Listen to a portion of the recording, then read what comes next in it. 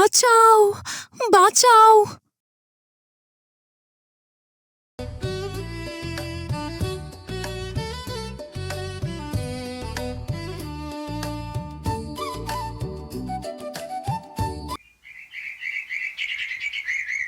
সবুজে ঘেরা একটি ছোট্ট গ্রামে বাস করত একটি দরিদ্র কিন্তু সুখী কৃষক পরিবার। অভাব থাকলেও তারা ছিল সৎ আর পরিশ্রমী। চলো সবাই, আজও অনেক কাজ আছে।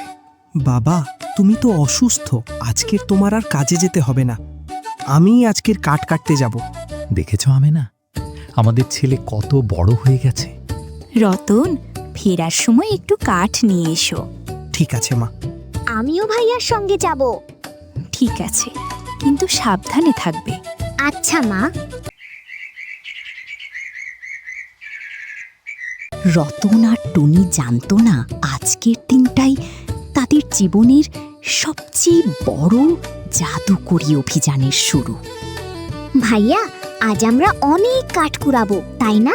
হ্যাঁ টুনি, আজ অনেক কাঠ নিয়ে ফিরবো, তাহলে মা খুব খুশি হবে। আমি কিন্তু ছোট ছোট ডালগুলো কুড়িয়ে দেব। ঠিক আছে, তবে আমার কাছেই থাকবে, বনের ভেতরে একা যাওয়া যাবে না। আমি কখনো তোমাকে ছেড়ে যাব না। এই তো আমার ভালো বোন। হাঁটতে হাঁটতে তারা গ্রামের রাস্তা পেরিয়ে ধীরে ধীরে বনের ভেতরে ঢুকে পড়ল। সেখানে তাদের জন্য অপেক্ষা করছিল একটি অদ্ভুত ঘটনা।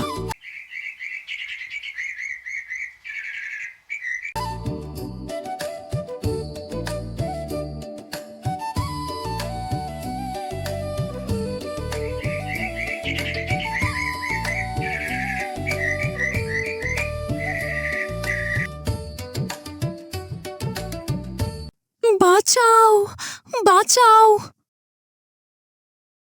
ভাইয়া, তুমি কি কোনো শব্দ শুনলে? হ্যাঁ, মনে হলো কেউ সাহায্য চাইছে। চলো না ভাইয়া, দেখে আসি। সাবধানে যাবে, আমার হাত শক্ত করে ধরে রাখো। আচ্ছা ভাইয়া।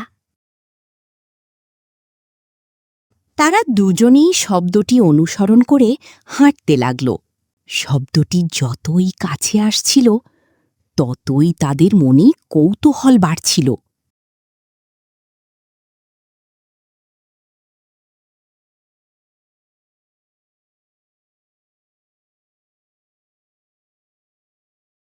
ঝোপের আড়ালে কি আছে সেটা দেখেই রতন আর টুনি একেবারে অবাক হয়ে গেল। সেখানে একটি ছোট্ট পরী লতা পাতায় আটকে কাঁদছিল।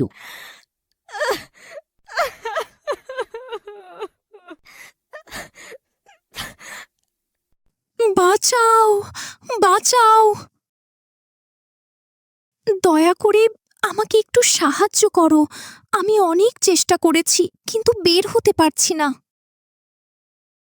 আহারে, তুমি কি ব্যথা পেয়েছো? হ্যাঁ, এই লতাগুলো আমাকে শক্ত করে আটকে রেখেছে। ভয় পেও না, আমরা তোমাকে সাহায্য করব। সত্যি তোমরা আমাকে ছেড়ে যাবে না তো? না, আমরা কাউকে বিপদে ফেলে রেখে যাই না। তোমার মনে হয় অনেক কষ্ট হচ্ছে ছোট পরী। ভাইয়া, তুমি তাড়াতাড়ি আমার পরিবন্ধুকে মুক্ত করো।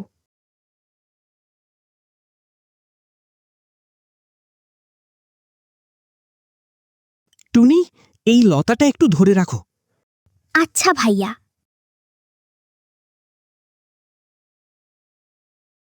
আর একটু, হয়ে গেছে প্রায়। তোমরা সত্যিই খুব ভালো। একটু ধৈর্য ধরো, এখনই তুমি মুক্ত হয়ে যাবে। এই নাও, শেষ লতাটাও খুলে গেল।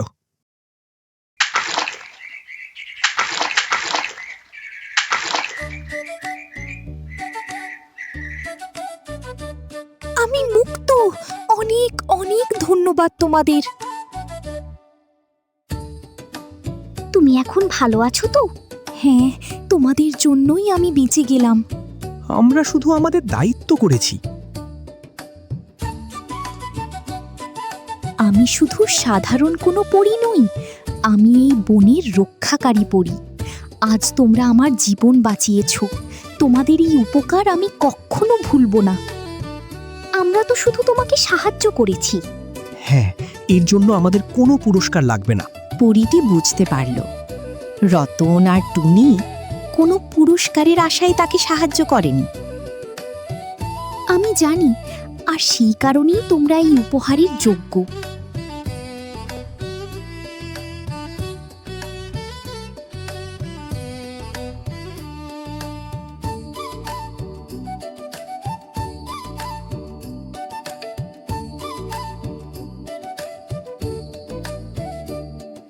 এটা একটা থালা? এটা কি খুব বিশেষ কিছু? এটি কোনো সাধারণ থালা নয়, এটি একটি জাদুকরি থালা।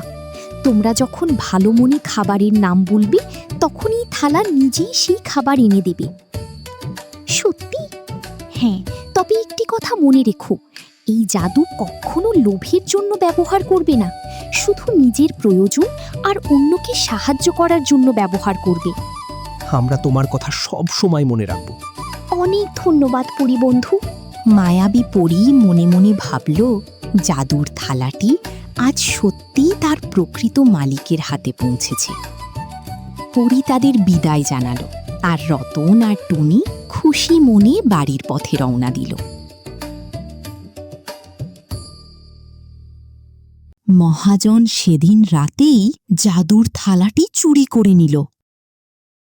বন্ধুরা, এই জাদুর থালা দিয়ে কি হয়, আর কেনই বা মহাজন এই জাদুর থালাটা চুরি করল, আর টুনি আর রতন কিভাবে তাদের জাদুর থালাটি আবার ফিরে পাবে, সেটা জানতে হলে এখনই আমাদের চ্যানেলটি সাবস্ক্রাইব করে ফেলো আর কমেন্টে লিখে দাও পরবর্তী এপিসোড। আবার দেখা হবে। বাই।